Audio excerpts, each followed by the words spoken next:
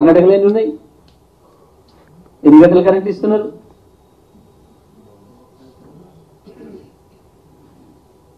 భారతదేశంలో 24 గంటలు విద్యుత్తును అన్ని రంగాలకు ఇస్తున్న ఏకైక రాష్ట్రం తెలంగాణ. 24 గంటలు రైతాంగానికి ఉచితంగా ఇస్తున్న రాష్ట్రం తెలంగాణ అని ఛాలెంజ్ చేసాం ఎన్నోసార్లు. 2018 నుంచి 23 నవంబర్ వరకు అనేక సందర్భాల్లో మేము ఛాలెంజ్ చేసినాం. ఒక్కనాడు మాట్లాడలే బట్టి గారు. ఇస్తలేరు అనే మాట అసెంబ్లీలో 5 ఏళ్ళు ఒక్కరోజు మాట్లాడలే. పాపం ఇవాళ శ్వేతపత్రం తెచ్చి ఏదో మీరు ఇయ్యలేకపోయినరు, ఉత్తనే మమ్మల్ని భ్రమల్లో ఉంచిండ్రు. నువ్వు కూడా మీ ఇంట్లో కరెంట్ లేకుండా చీకట్లో వండుకొని మేము చెప్పినట్టు లైట్ ఉంది నాకు ఏసీ ఉంది అని భ్రమల్లో ఉన్నావా?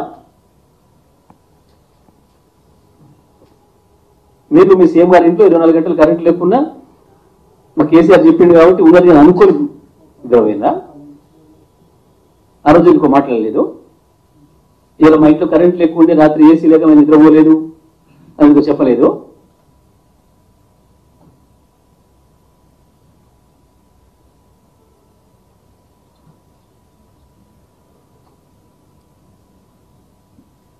ఇంకా ఎక్కువ రోజులు ఇట్లా అబద్ధాల మీద నడుపుతానని చెప్పి అనుకోకండి. ప్రజలకు ఇచ్చిన హామీలు ఏందో వాటిని ఎట్లా ఇస్తారో ఎట్లా నెరవేరుస్తారో ప్రజాపాలన పేరుగా అప్లికేషన్ పెట్టమన్నారు. మేము ఇవ్వదలుచుకున్న పథకాలు ఏది అప్లికేషన్ లేకుండా నేరుగా ఇచ్చినాం, పెట్టమన్నారు. ప్రజలు వచ్చి మమ్మల్ని అడుగుతున్నారు, సార్ అన్ని అడిగిరు కానీ మమ్మల్ని బ్యాంక్ అకౌంట్ అడగలేదు ఏంటి? బ్యాంక్ అకౌంట్ ఏమని ఇవ్వాలి ఎక్కడ? మరి మా బ్యాంక్ అకౌంట్ ఏమని లేదు, మాకు ఎల్లేస్తారు పైసలు అడుగుతున్నారు రైతులు.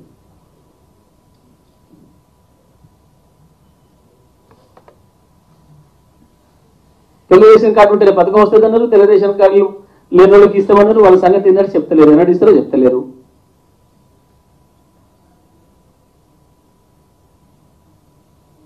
మరి దాంట్లో అడగవచ్చు కదా, తెలుగుదేశం కార్డు ఉందా లేదా, లేకుంటే లేదని ట్రిక్ పెట్టి ఉంటే ఉందా ట్రిక్ పెట్టి నేను అడగవచ్చు కదా.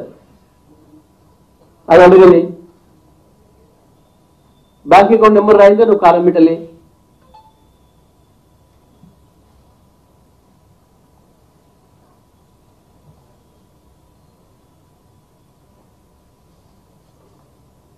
ఉద్యమకారులకు హామీ ఇచ్చిన్నాడు.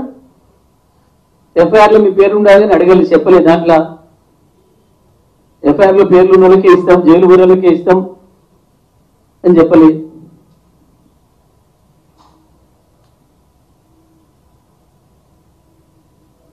అందరినీ మోసం చేద్దాం అనుకున్నారా?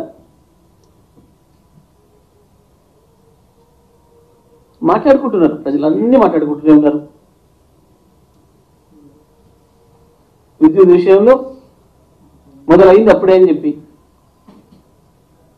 కాంగ్రెస్ వచ్చింది, కరెంటు కథ మొదలైంది అని మాట్లాడుకుంటున్నారు ప్రజలు.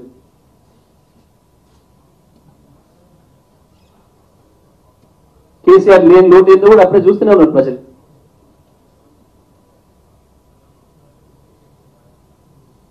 అందుకే బట్టి కాదు, ఇకనైనా అబద్ధాలు మానండి,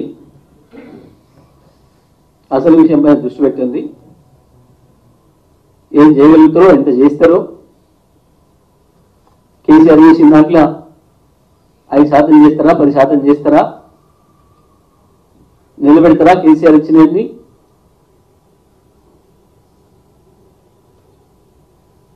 చేత కాకుంటే చేత కట్టలేదని చెప్పండి. మాత్రం కావట్లేదు, మాకు అర్థం కావట్లేదు.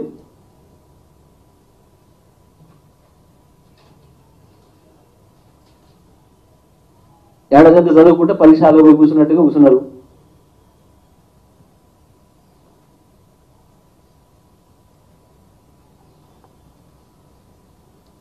ఇప్పటికైనా అబద్ధాలు మాని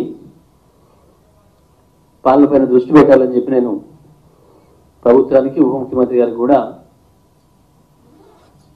సలహా ఇస్తా ఉన్నాను.